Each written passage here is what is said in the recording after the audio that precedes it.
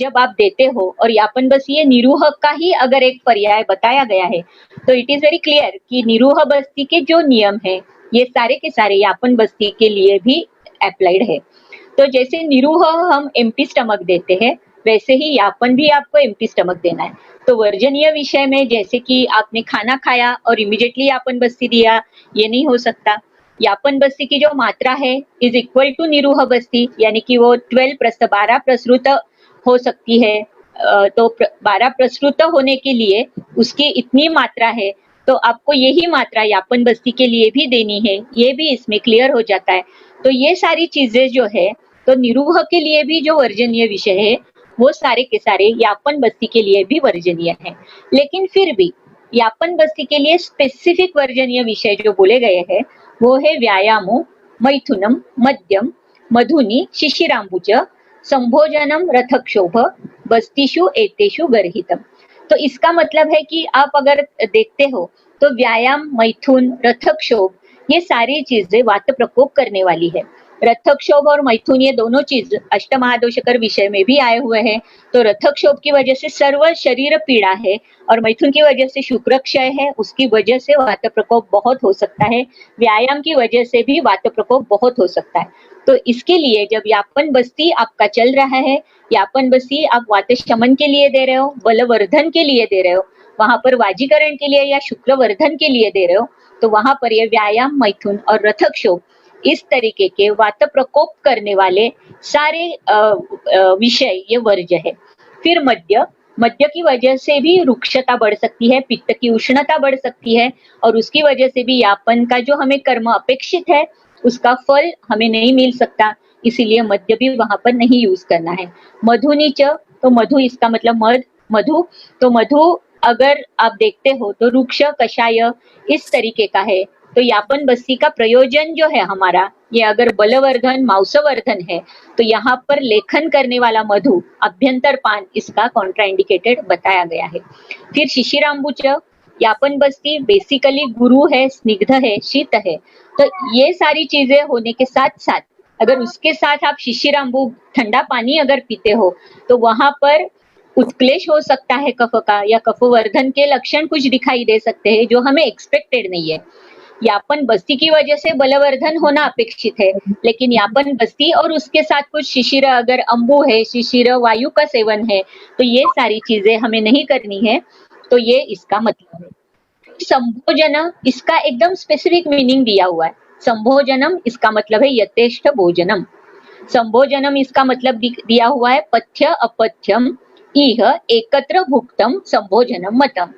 तो इसका मतलब है कि यथेष्ट भोजनम, यानी कि बहुत बार ऐसे होता है कि हम जब बस्ती देते हैं तो रुग्ण को हम कहते हैं कि 1/4 पार्ट कम खाना है आपको, लेकिन बहुत बार पेशेंट बहुत खाकर आता है, तो उसकी वजह से यापन बस्ती यानी कि जो एक धारण काल होना चाहिए तो वो धारण काल उसमें नहीं दिखाई देता। इवन अनुवासन में भी हमें धारण काल कम दिखाई देता है। तो इसलिए संभोजनम ये जो है, ना ही ये सिर्फ यापन बस्ती के लिए लेकिन सारे बस्तियों के लिए ये बहुत इंपॉर्टेंट वर्ड है संभोजनम। तो यथेष्ट भोजन करके आने के लिए पेशेंट को कभी भी नहीं कहना है। पेशेंट को स्पेशली ये एजुकेट करना है कि आपको 1/4 खाना कम खाकर आना है और पथ्य और अपथ्य का एकत्र करके आपको नहीं खाना है। क्योंकि अभी जैसे ये वर्षा ऋतु चल रही है तो वड़ा पाव है, उसके साथ कोक है, इस तरीके का पथ्य अपथ्य, फिर उसके बाद कुछ खाना घर का खाएंगे, तो ये सारी चीजें कॉन्ट्राइंडिकेटेड है। तो यथेष्ट भोजन नहीं करना है, पथ्य अपथ्य का एकत्रीकरण नहीं करना है। अगर हमने यापन बस्ती दी है तो जैसे कि निरूह बस्ती हम देते हैं, तो निरूह बस्ती का धारण काल 1 प्रहर जो बोला गया 45 मिनट्स, उसी तरीके से यापन बस्ती का भी धारण काल बोला गया है, क्योंकि यापन बस्ती ये निरूह का ही एक विकल्प है। तो मैंने ये पहले ही क्लियर किया है कि जितने सारे नियम निरूह बस्ती या आस्थापन बस्ती के लिए है, वही नियम हम यापन बस्ती के लिए भी एप्लीकेबल वही नियम है। तो यहाँ पर अगर यापन बस्ती बाहर नहीं आती तो हमें क्या करना चाहिए ये भी पता होना बहुत जरूरी है, क्योंकि क्लिनिकल प्रैक्टिस में बहुत बार ऐसे होता है कि हमने बस्ती तो दे दी, वो बाहर नहीं आ रही है, तो अभी हम क्या कर सकते हैं।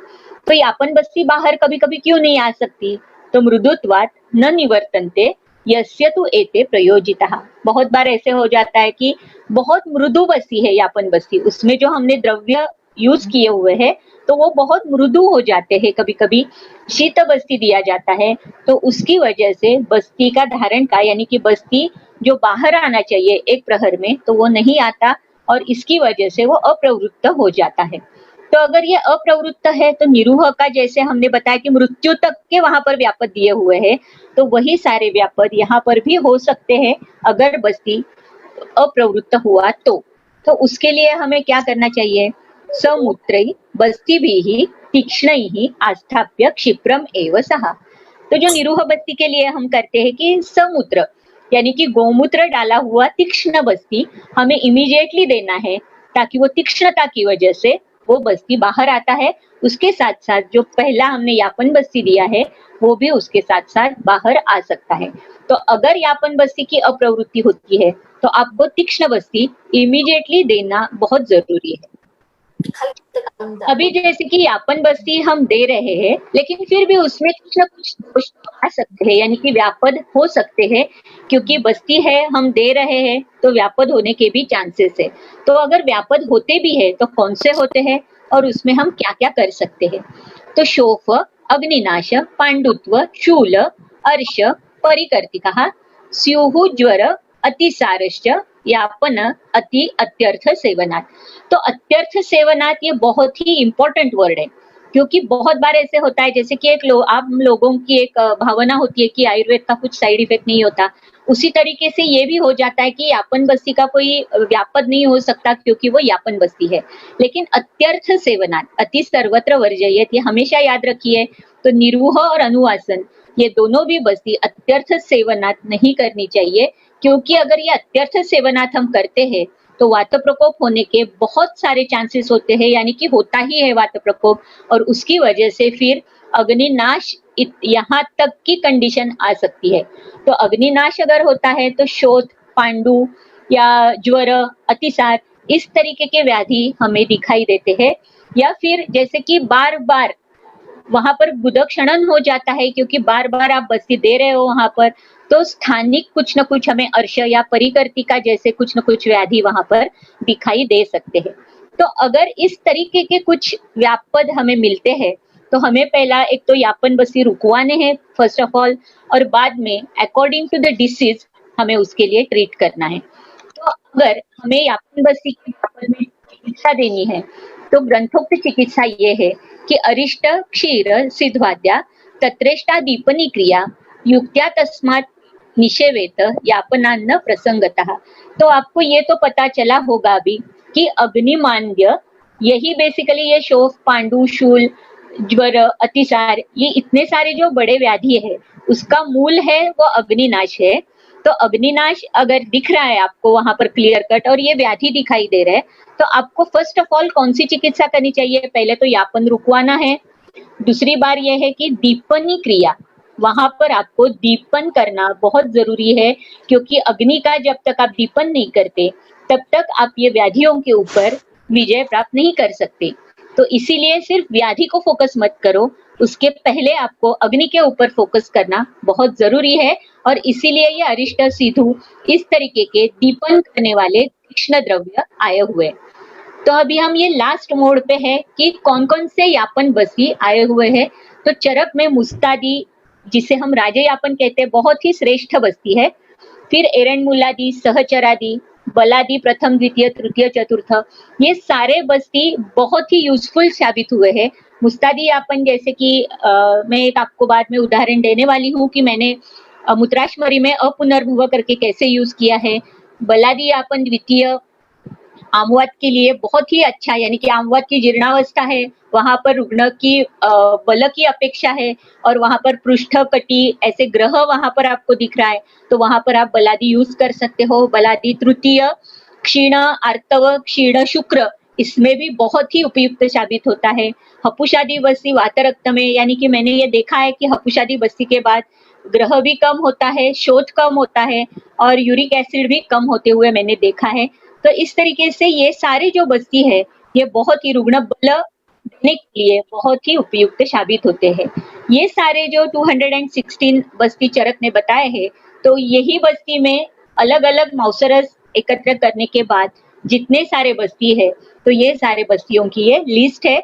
टोटल 216 बस्तीज, यहाँ पर स्नेह बस्ती भी दी हुई है और उसका तरीका भी बताया है कि वो कैसे सिद्ध करना है।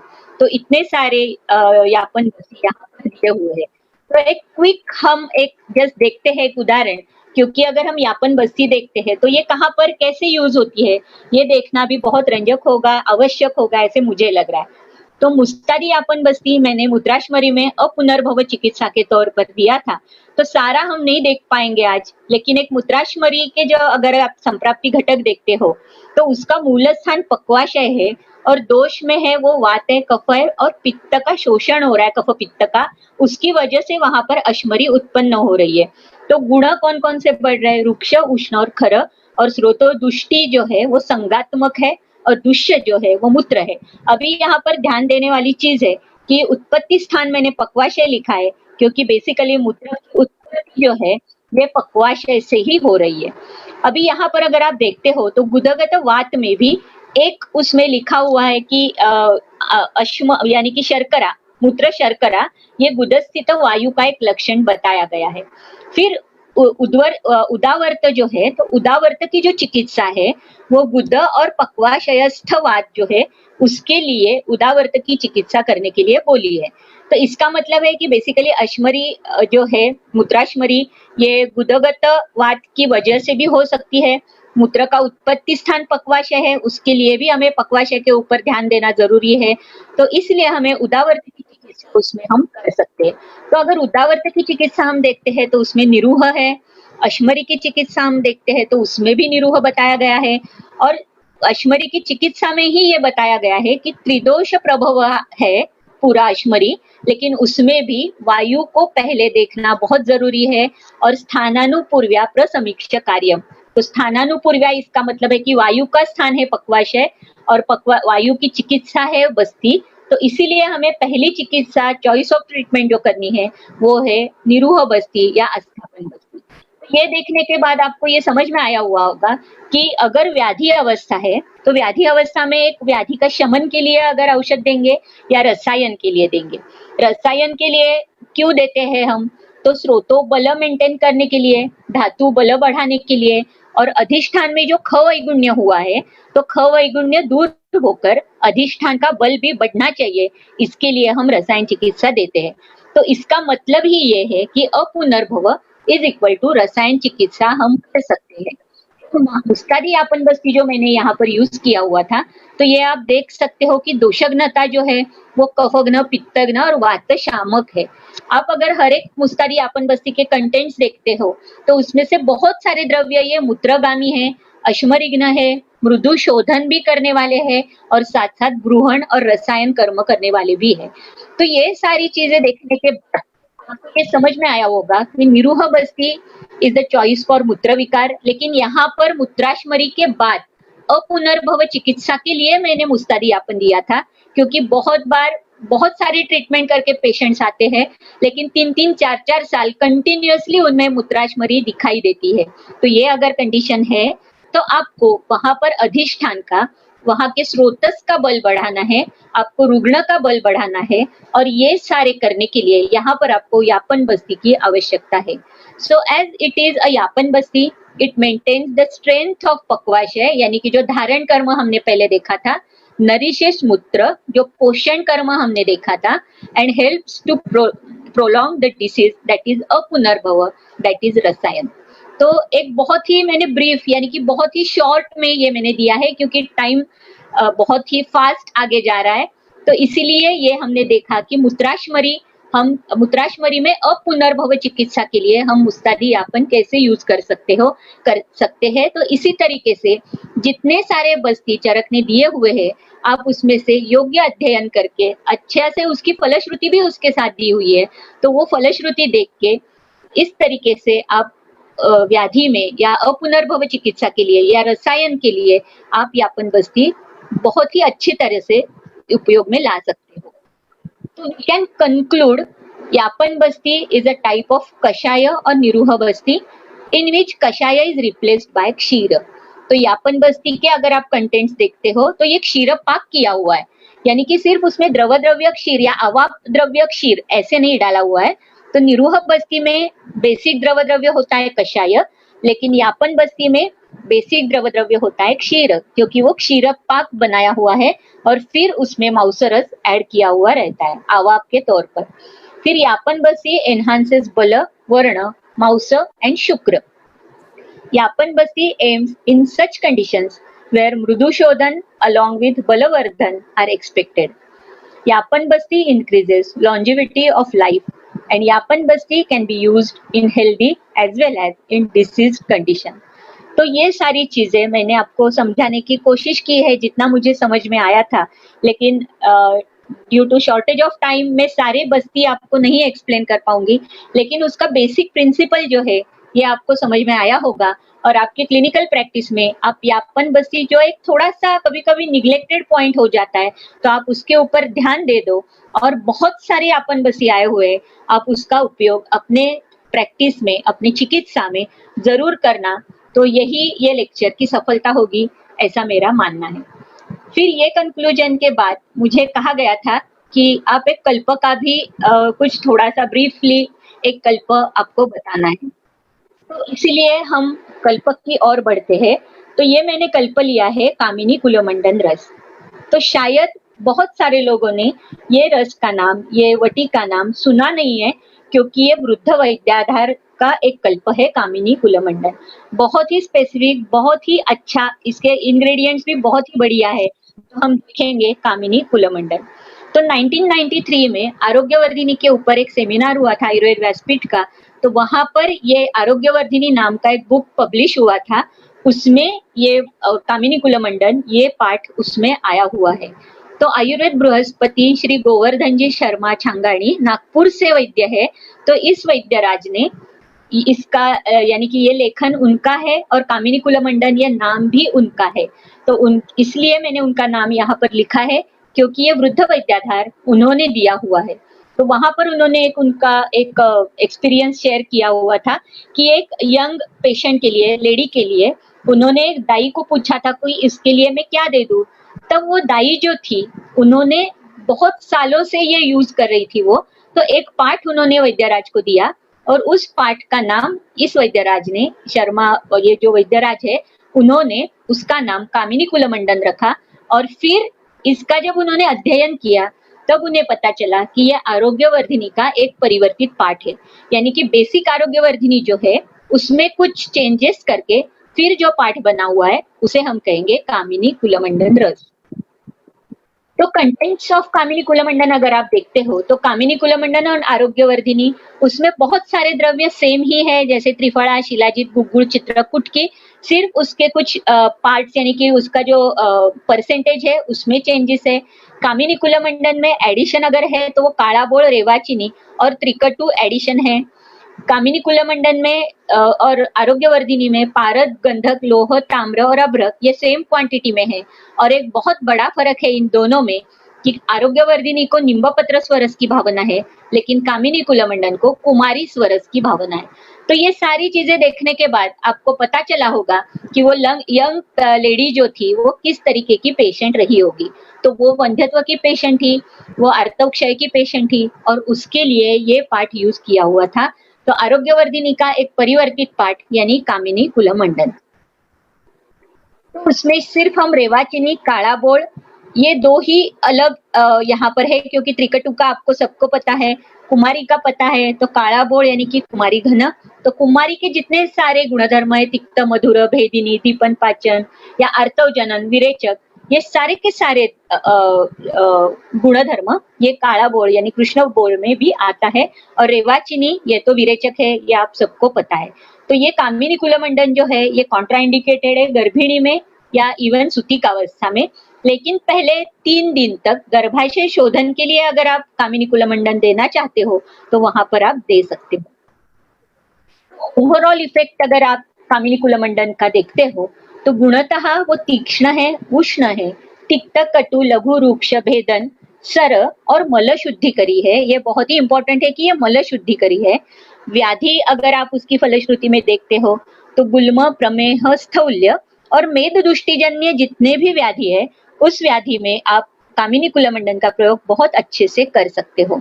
अवस्था अगर आप देखते हो दोषों की, तो कफवात प्रधान अवस्था में या स्रोतोरोधात्मक संप्राप्ति अगर आपको दिखाई देती है, तो वहां पर आप इसका प्रयोग जरूर कर सकते हो।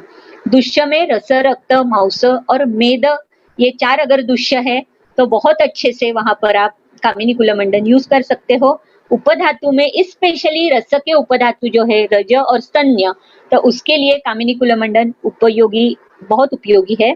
और मल में रसमल कफ और मज्जा मल, जो पुरुष और नेत्र का जो स्नेह होता है, ये सारे मल के ऊपर बहुत अच्छा, क्योंकि मल शुद्धिकरी है तो इसलिए यहाँ पर यूज हो जाती है। हम अभी डायरेक्टली व्याधि देखते हैं कुछ न कुछ, ताकि आपको इसकी कार्मुकता समझ में आएगी। तो पीसीओएस अगर हम देखते हैं तो पीसीओएस अभी इतना, यानी कि हर एक 3-4 लड़कियों के बाद एक लड़की पीसीओएस की आ रही है।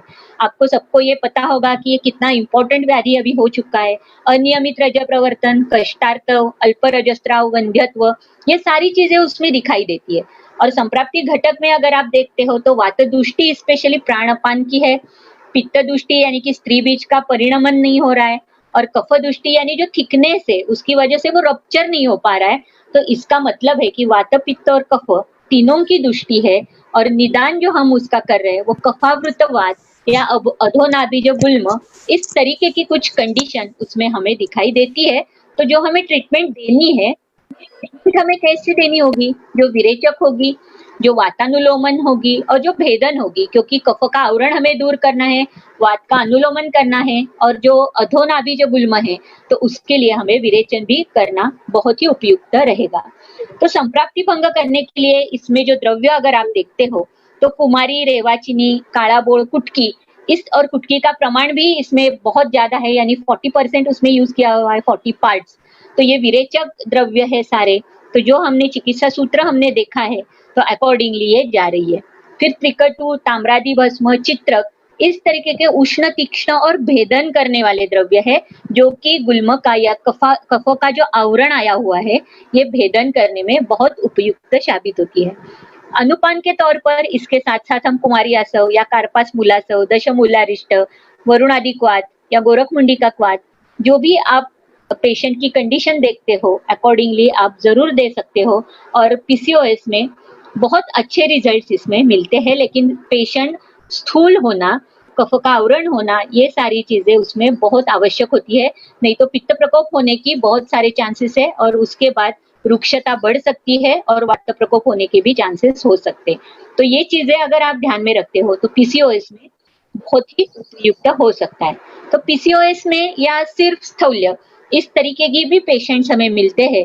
तो अगर हम ब्रीफली देखते हैं स्थौल्य की संप्राप्ति, तो मेदसावृत वायु है कोष्ठ में, उसकी वजह से, वायु की वजह से अग्नि संदूषण हो रहा है और आहार का जरण तो हो रहा है, लेकिन एक्चुअली जो पाचन होने के बाद शरीर भाव में जो उसका कन्वर्जन होना जरूरी है, तो वो नहीं हो रहा है।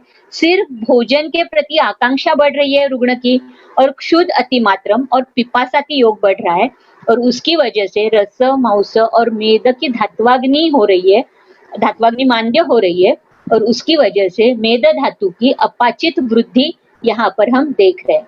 और बेसिकली आहार रस की सामता है, उसकी वजह से आगे जाकर मेद की भी सामता वहां पर हमें दिखाई देती है, और अपाचित और बहु वृद्धि, इस तरीके से मेद धातु सामने आता है। अगर हमें स्थौल्य में संप्राप्ति भंग करना है, तो मेद का आवरण हमें दूर करना होगा, वातानुलोमन करना होगा, अग्नि की जो पाचन की क्षमता है उसमें वृद्धि करनी होगी। मेद धात्वाग्नि, जाठराग्नि अगर प्रॉपर होता है तो मेद धात्वाग्नि अपने आप ही होगा, लेकिन मेद धात्वाग्नि के ऊपर भी हमें काम करना होगा, तभी जाकर उपचित मेद धातु निर्मिति हो सकती है। फिर मलपाचन गुणधर्म की वजह से जो मल स्वरूप, यानी कि स्थौल्य जब होता है तब स्वेद भी अति प्रवर्तन होता है, तो मलपाचन गुणधर्म भी होना उस द्रव्य में बहुत आवश्यक है, जो कि हमारे कामिनी कुलमंडन में हम देखते हैं। उसके बाद हम देखेंगे हाइपोथायरॉयडिज्म। तो हाइपोथायरॉयडिज्म, जैसे कि आपको पता है कि सारे व्याधियों को हम नाम नहीं दे सकते, लेकिन नाम नहीं दे सकते इसका मतलब हम उसकी संप्राप्ति नहीं दे सकते, ऐसा तो नहीं हो सकता। तो इसलिए अगर हम संप्राप्ति देखते हैं तो संप्राप्ति घटक पहला देखना बहुत जरूरी है। तो उसमें हम देख सकते हैं कि हाइपोथायरॉयडिज्म में दोष अगर हम देखते हैं तो कफ प्रधान है, जैसे कि प्रातःकालीन मुखशोथ है, ये कफ प्रधानता दिखाई देता है। वात में उदान है क्योंकि उदान स्थान में ही वो ग्रंथि की वृद्धि है। शोथ जो है ये उदान का स्थान है और उदान स्थान की वजह से वहां पर आपको स्वरसाद, बलहानि, त्वक वैवर्ण्य, स्मृति कम होना, उत्साह हानि, इस तरीके के लक्षण जो उदान की लक्षण है, उदान की दुष्टि के लक्षण है, ये सारे लक्षण यहाँ पर दिखाई देते हैं। अगर आप दुष्य की ओर जाते हो तो वहां पर मेद है पहला दुष्य, जो मेद धात्वाग्नि मान्य की वजह से वहां पर मेद धातु का यानी कि जो स्थौल्य वहां पर हमें दिखाई देता है। मेदवश स्रोतस में अवरोध है और अवरोध की वजह से फिर से जैसे हमने स्थौल्य की संप्राप्ति देखी थी उसी तरीके से यहाँ भी संप्राप्ति हो रही है और वहां पर मेद अपाचित स्वरूप में हमें दिखाई देता है। फिर मेद धातु अगर दुष्टि है तो ऑफकोर्स उसके उपधातु और मल की भी दुष्टि होगी। तो स्नायु और संधि की विकृति है, उसकी वजह से वहां पर हमें संधिशूल दिखाई देता है। त्वक सौकुमार्य या मार्दव जो है हमारे त्वचा का वो कम होता है, रुक्षता बढ़ती है। अगर आप हाइपोथायरॉयडिज्म के पेशेंट देखते हो तो वहां पर आपको रुक्षता दिखाई देती है। अस्थि का भी आगे जाकर पोषण नहीं होगा क्योंकि मेद तक ही वहां पर ही धात्वाग्नि मान्य है, तो आगे पोषक अंश जा ही नहीं पा रहा है, तो अस्थि का भी पोषण नहीं हो रहा है वहां पर। और केशपतन जैसे कुछ न कुछ वहां पर लक्षण मौजूद है। फिर जैसे कि अस्थि है उसके बाद मज्जा का पोषण नहीं हो रहा है, मज्जा का पोषण नहीं हो रहा है उसकी वजह से मज्जा का जो मल है, तो नेत्र, त्वचा, पुरीष का स्नेह जो है, ये स्नेह क्षय के लक्षण हमें वहां पर मिलते हैं। नेत्र और त्वक रुक्षता और पुरीष विबंध ये लक्षण हमें वहां पर दिखाई देते हैं। जैसे कि मेद तक संप्राप्ति रुकी हुई है, पोषण आगे नहीं जा रहा है, तो अस्थि, मज्जा और शुक्र का भी क्षय हमें वहां पर दिखाई दे सकता है। और शुक्र का व्यक्ति स्थान जो मुख है, तो निस्तेज मुख, ये हाइपोथायरॉयडिज्म का अगर आप देखते हो अच्छे से तो ये बहुत ही एक यानी कि अंडरलाइन हमें करनी होगी, इस तरीके का ये लक्षण हमें दिखाई देता है। फिर ये तो हुआ कि आगे वाले धातुओं का पोषण नहीं हो रहा है, लेकिन प्रतिलोम गति से जैसे कि मांस, रस और रक्त, ये धातुओं का भी प्रतिलोम गति से हम उसका पोषण नहीं हो रहा है और ये प्रतिलोम गति से ये धातुओं का भी क्षय हमें वहां पर मिल रहा है। तो संप्राप्ति अगर आप देखते हो तो स्रोतोरोधात्मक संप्राप्ति है, कफ दोष की वजह से, मेद धातु की वजह से, और मेद धातु में रादर स्रोतोरोध है। धातु क्षयात्मक लक्षण हमें मिलते हैं, भले ही ये स्रोतोरोधात्मक संप्राप्ति है लेकिन आगे वाले धातु मेद के और मेद के पीछे वाले धातु प्रतिलोम गति से, इस तरीके से कुछ धातु क्षयात्मक लक्षण हमें मिलते हैं। तो इसका मतलब है कि पृथ्वी आप महाभूत की विकृति बेसिकली है, तो ये हमें अगर दूर करना है तो ही ये चिकित्सा सूत्र हमारा कंप्लीट हो सकता है। तो इसका मतलब है कि हमें जो ट्रीटमेंट देनी होगी ये आकाश, वायु और अग्नि महाभूत प्रधान चिकित्सा देनी होगी। तो आपके कामिनी कुलमंडन अगर आप देखते हो तो ये सारे यानी कि आकाश, वायु और अग्नि महाभूत प्रधान, इस तरीके के द्रव्यों का संयोग कामिनी कुलमंडन में बहुत अच्छे से किया हुआ है। जैसे कि चित्रक त्रिकटु है जो उष्ण तीक्ष्ण द्रव्य है, ताम्र कुटकी कुमारी है जो भेदन करने वाले द्रव्य है, शिलाजित गुग्गुल ये मेदगामी तो है, ये सबको आपको पता है कि स्रोतोरोध नाशक द्रव्य है। फिर रस रक्त धातुओं के लिए और हृदय के लिए रुद्य, इस तरीके के लोह अभ्रक जैसे भस्म उसमें है। आप अनुपान के तौर पर कोष्ण जल दे सकते हो, पुनर्नवाष्टक क्वाथ जैसे कुछ आपको अगर शोथग्न, शूलग्न इस तरीके का अगर काम एक्सपेक्टेड है तो आप वहां पर पुनर्नवाष्टक क्वाथ दे सकते हो। सर्वांग शोथ, त्वक वैवर्ण्य, भार वृद्धि, केशपतन, ये सारे लक्षण में कामिनी कुलमंडन से बहुत ही अच्छे रिजल्ट मैंने खुद ने पाए हैं, बहुत लोगों ने इसका उपयोग किया हुआ है। तो कामिनी कुलमंडन ये आकाश, वायु और अग्नि महाभूत प्रधान ऐसा द्रव्य है जो हम पृथ्वी और आप महाभूत के अगर कुछ आपको यानी कि ये जो 3 व्याधि मैंने आपको एक उदाहरण के तौर पर दिए हुए, प्रमेह हो सकता है या और भी कई व्याधि है, ग्रंथि हो सकती है, गुल्म हो सकता है, जिसमें आप कामिनी कुलमंडन कर सकते हो। तो ये टाइम लिमिट है मुझे 1 घंटे का, तो 1 घंटा लगभग हो चुका है, तो इसीलिए मैंने ये बहुत फास्ट, बहुत ब्रीफली आपको ये कल्प समझाया है। लेकिन कामिनी कुलमंडन ये वृद्ध वैद्याधार है उसके लिए, और ये बहुत ही अच्छा रिजल्ट इसका भी हमें मिलता है।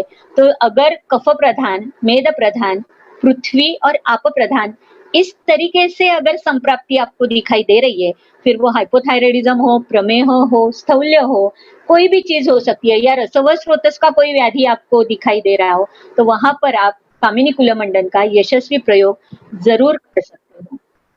तो विद दिस यानी कि यापन बस्ती और कामिनी कुलमंडन ये दो जो मुझे दिया हुआ था, तो उसका जहां तक मुझे समझ में आ रहा है मैंने आपको ये सिखाने की कोशिश की है।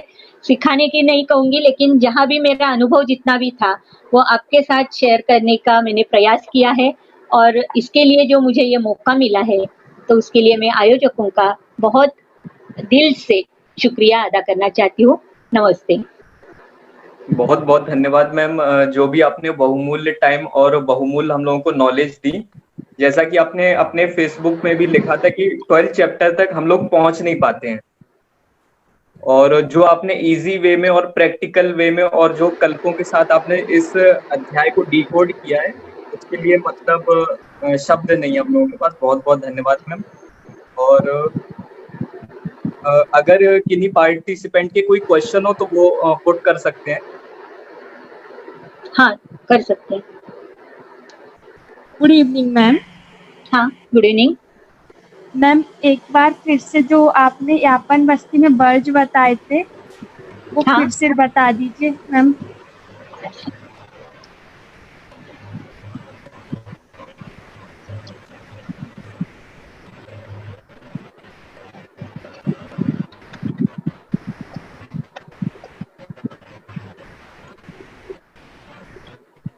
वर्जनीय विषय ना, यापन बस्ती वर्जनीय विषय, सही है, यही था ना, यही चाहिए ना? Yes ma'am. हाँ। तो व्यायाम मैथुन मध्य मधुनी शिशिराम्बुज संभोजनम रथक्षोभ बस्तीषु एतेषु गर्हितम। तो बेसिकली ऐसा है कि यापन बस्ती ये निरूह का ही एक प्रकार है, उसका ही एक विकल्प है। तो इसकी वजह से जितने सारे निरूह के वर्जनीय विषय है ये सारे के सारे एप्लीकेबल है यापन बस्ती के लिए। ठीक है, तो जैसे कि विथ फूड अगर पेशेंट आता है तो यापन बस्ती के लिए वर्जनीय है, यानी खाने के बाद आपको बस्ती नहीं देनी है, ये समझ लेना है। निरूह बस्ती की जो मात्रा है उसी मात्रा में यापन बस्ती आपको देनी है, ये भी आपको समझ में आना चाहिए।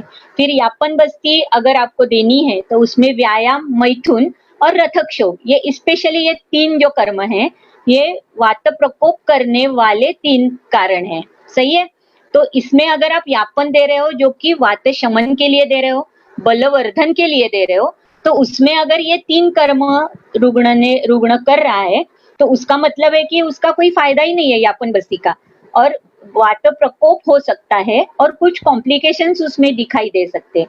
तो बेसिकली मैथुन रथक्षोभ और व्यायाम ये सारे पंचकर्म के लिए ही कॉन्ट्राइंडिकेटेड है, ऐसा नहीं है कि सिर्फ यापन बस्ती के लिए। लेकिन यापन बस्ती में ये स्पेसिफाई किया है क्योंकि आप बलवर्धन के लिए दे रहे हो, शुक्रवर्धन के लिए दे रहे हो, और उसमें अगर आप ये सारी चीजें करते हो तो वो कॉन्ट्राइंडिकेटेड ही हो सकती है, इसलिए ये तीन चीजें नहीं है। फिर मध्य जो है तो मध्य अति मद्यपान इसका मतलब है, तो मध्य में रुक्ष और उष्ण ये दो गुण बढ़ सकते हैं, जिसकी वजह से रुक्षता अगर बढ़ती है उष्ण के साथ तो रुक्षता ही ज्यादा बढ़ेगी, वात प्रकोप ही ज्यादा होगा, इसके लिए मध्य कॉन्ट्राइंडिकेटेड है। मधु जो है तो मधु ये लेखन करने वाला द्रव्य है, तो इसीलिए यहाँ पर हम ब्रूहण एक्सपेक्ट कर रहे हैं, तो अभ्यंतरता मधु लेखन करने वाले द्रव्य क्यों लेने हैं, इसीलिए मधु वर्जनीय है। और शिशिर अम्बु यानी कि अगर ठंडा अम्बु सिर्फ ऐसा नहीं है, यहाँ पर शिशिर वात का सेवन भी कॉन्ट्राइंडिकेटेड है। ये बेसिकली सारे ही पंचकर्म के लिए शिशिर अम्बु या शिशिर वात का प्रयोग कॉन्ट्राइंडिकेटेड है, क्योंकि उसकी वजह से जो शीत गुण बढ़ेगा, तो ये शीत गुण की वजह से भी यापन बस्ती का जो कर्म हमें एक्सपेक्टेड है वो नहीं हो सकता, क्योंकि शायद कफ प्रकोप हो सकता है शीत गुण की वजह से, तो वो हमें वहां पर एक्सपेक्टेड नहीं है। कफवर्धन, लेकिन प्राकृत कफवर्धन हमें चाहिए, इस तरीके का विकृत प्रकोप हमें एक्सपेक्टेड नहीं है।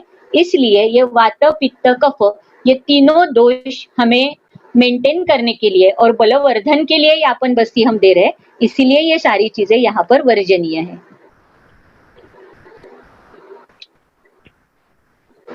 और संभोजन का मैंने बताया था कि यथेष्ट भोजन, क्योंकि ये भी नियम यापन बस्ती के लिए एप्लीकेबल है कि कोई भी बस्ती अगर हम देते हैं तो 1/4 पार्ट हमें कम खाना है। ये पेशेंट को आप हमेशा बोलिए कि 1/4 पार्ट कम खाकर आना है, ठीक है? Yes ma'am. मैम एक और क्वेश्चन है मैम, कोई विशेष पूर्व कर्म खाने के अलावा कोई और पूर्व कर्म जैसे करवाते हैं अभ्यंग स्वेदन वगैरह जो स्नेहपान होता है? हाँ, तो अभ्यंग स्वेदन कर ही सकते हैं, क्योंकि निरूह बस्ती के पहले जैसे हम करते हैं अभ्यंग और स्वेदन, उसी तरीके से आप यापन बस्ती के पहले भी, जैसे कि सपोज एक मांसक्षय है या ऐसा कुछ अगर कंडीशन आपको दिखाई वहां पर दे रहा है, तो आप स्नेहन कर सकते हो। यार पहले कौन आ रहा, तुम पहले सांग मला. निघ बाहेर. निघून जा. Hello hello. हेलो, हाँ, हाँ, तो यहाँ पर आप कंटिन्यू करिए मैम। होस्ट प्लीज तो mute others mic. Yes ma'am. हाँ, तो स्नेहन वहां पर आप कर सकते हो, और स्नेहन के साथ साथ यानी कि जो स्नेह आप यूज करोगे तो वो भी शायद महानारायण तेल जैसा होगा, बला तेल जैसा होगा, क्षीरबला होगा, जो भी आपको यूज करना है। तो आप यापन बस्ती दे रहे हो यानी कि आपको पता है कि रुग्ण की कंडीशन क्या है, ठीक है। और स्वेदन जो आपको देना है वो शायद मृदु स्वेद हो सकता है या पिंड स्वेद जैसा यानी संकर स्वेद जैसा कोई हो सकता है। तो ये आपके ऊपर डिपेंड है कि आप कौन सा स्वेद वहां पर यूज करते हो। लेकिन बहुत बार यापन बस्ती के पहले मैंने पिंड स्वेद यूज किया हुआ है, सर्वांग अभ्यंग और पिंड स्वेद। और अगर आप बाष्पपेटी भी यूज करना चाहते हो तो वो भी आप यूज कर सकते हो, लेकिन फिर मृदु स्वेदन आपको देना होगा वहां पर। Okay, thank you ma'am. Good evening ma'am. हाँ मैम मेरा एक क्वेश्चन था. राजयापन बस्ती is the modification of Kshir Basti. राजयापन it means मुस्तादी यापन बस्ती। Yes ma'am.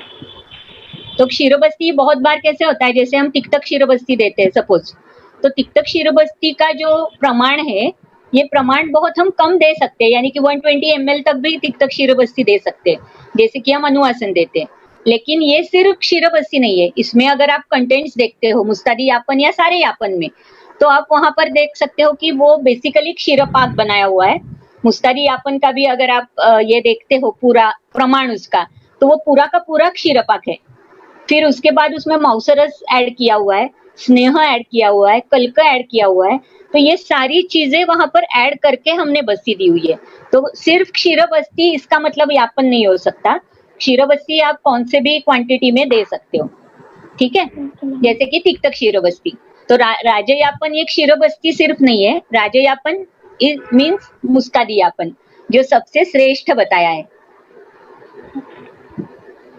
मैम एक क्वेश्चन और था कि सर्वाइकल स्पॉन्डिलोलिटिक माइलोपैथी में हम यापन बस्ती दे सकते हैं?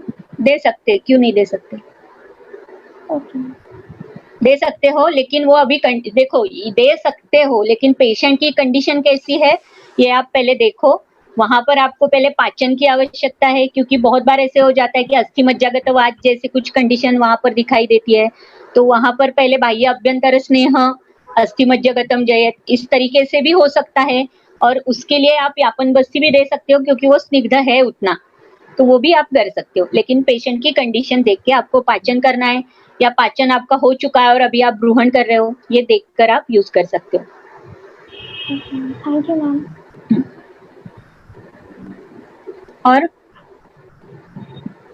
और किसी का क्वेश्चन हो तो वो भी पूछ सकते हैं मैम से।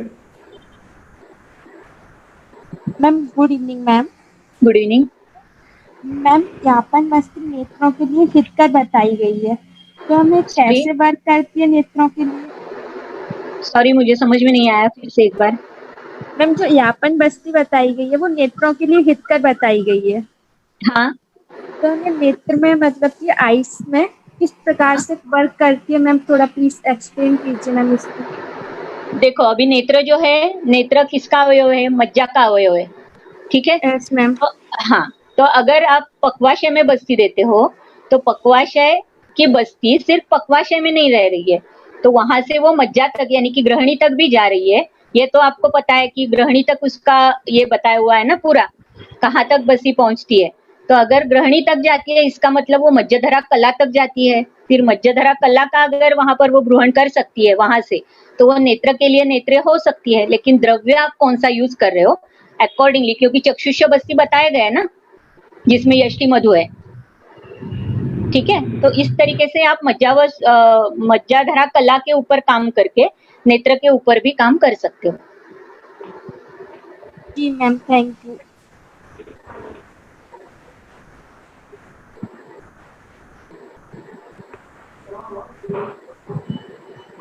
हेलो। हेलो। हाँ, अगर किसी और का क्वेश्चन हो तो वो भी पूछ सकते हैं। Good evening ma'am. Good evening, ma'am बोलिए। मैम बेसिकली हम पीसीओएस में कौन सी बस्ती देंगे? क्योंकि मैम अलग अलग आचार्यों के मतलब अलग अलग वैद्य के अनुसार इसका लाइन ऑफ ट्रीटमेंट अलग अलग है और सबने इसको अलग अलग से कोरिलेट किया हुआ है।